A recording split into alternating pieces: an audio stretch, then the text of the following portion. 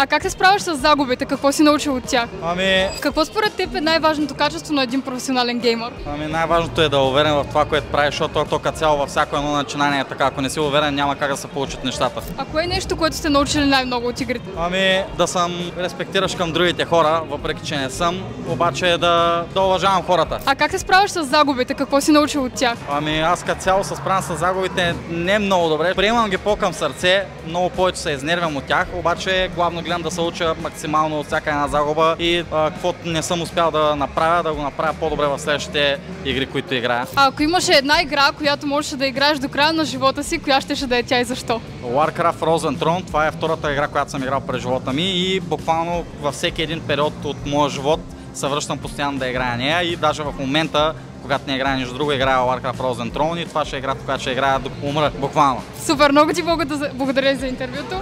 Беше приятно.